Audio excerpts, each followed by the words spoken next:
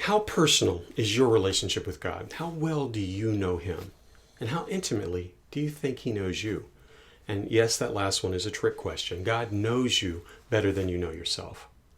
Well, buckle up, grab the OS handle. We are in for a bumpy ride this season as we start to deal with the real world practicalities of faith, the kingdom of heaven, and what God really wants and intends for your life here on earth.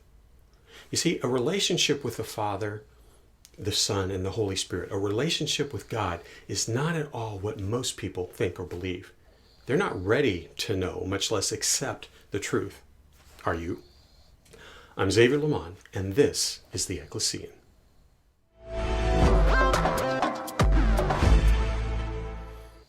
Welcome to the Ecclesian Season 2. I am excited for you to be here. Last season, most of my messages were focused on awareness of a true relationship with God. And in my experience, that is all too often something overlooked, even though people might claim to be pursuing the Lord. The truth is, it's way too easy to focus on stuff we want or we don't want, circumstances we like or don't like, people who we agree with or people we don't, people who annoy, frustrate, or even make us angry. Now, did you pick up on the commonality in all those things? The common thread is we, ourselves, what we think, what we like or dislike. And the kingdom of heaven has nothing to do with those things. Too rarely do we take the time to cultivate a truly personal, active, and dynamic relationship with God through which we gain a better understanding and perspective of what the Lord really thinks or wants to do in any given situation. Oh, I know a lot of people think they know where God stands on the matters that concern them, but the proof is in the fruit.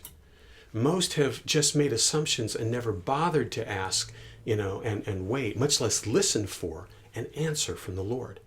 And their lives reflect the truth of who they are and what they believe. And unfortunately, this is a very common, very big mistake, and it's why we see the world, including the Christian world, in the state it's in. Discord, strife, anger, hatred, faction versus faction. In short, the Christian world's not so different from the rest of the world. How is it that any professed follower of Christ in any situation bears that fruit instead of the fruit of the Spirit? Love, joy, peace, patience, kindness, goodness, faithfulness, gentleness, self-control, all according to Galatians 5:22. Now, if those aren't the things that are being borne out consistently in your life, what spirit are you actually aligning with? It's certainly not the Holy Spirit. Now, every time I bring up the subject, someone responds with, well, I'm doing the best that I can. And I'm sure that they are. But that is the exact problem.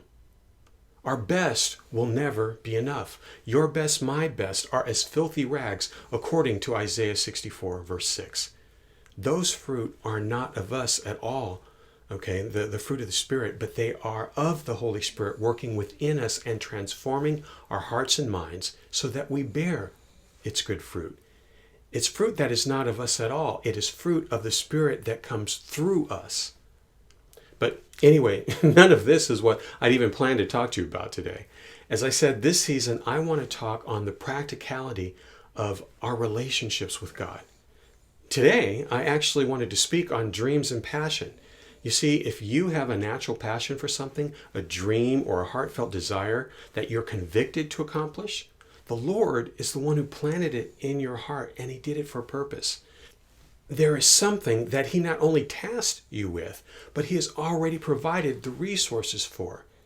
He never convicts you for a work or to do something without equipping you for it as well.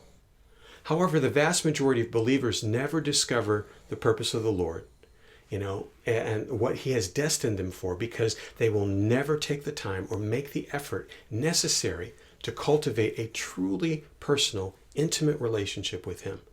And consequently, they never learn to hear His voice for themselves. They never unlock His blessings. They never discover their true spiritual identities or fulfill their divine purpose and calling. Now, it may surprise you to know that my personal conviction is business leadership, entrepreneurship, the conquest of the marketplace for more than profit. My destiny is to leverage the marketplace for the advancement of the kingdom of heaven here on earth. And my biggest sphere of influence is a business circle. And that is the arena where the Lord has poured out his favor upon me so that I can conquer it. I don't have time to tell you today all the doors that God has opened and the opportunities that have come my way because I partnered with him in business. And because of the way that the enemy has warped our perceptions on the subject, a lot of people, a lot of believers don't realize that God has a heart for business. And unfortunately, the way that most Christians, think about business, well, that originated in the pits of hell. Now, I don't mean that business originated in the pits of hell. I'm saying the way people think about it did.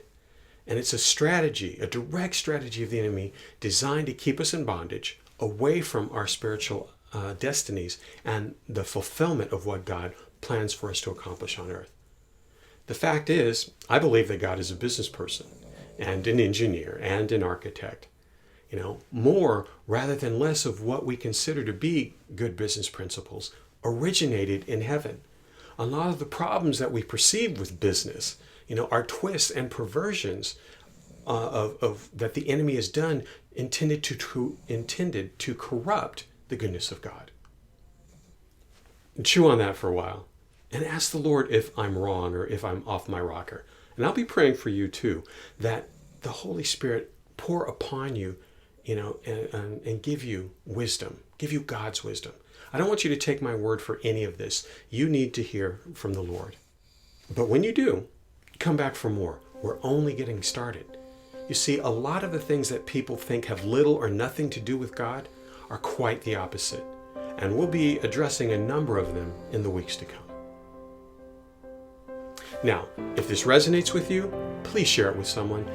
Give this page, like this page, give it a thumbs up, and please subscribe to the Ecclesian channel on YouTube that I've set up. And with your help, I can help get these messages out further and faster to those who need them.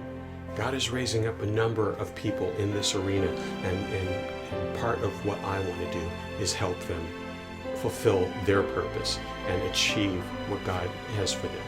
So, thanks for watching. I hope you'll catch us next week.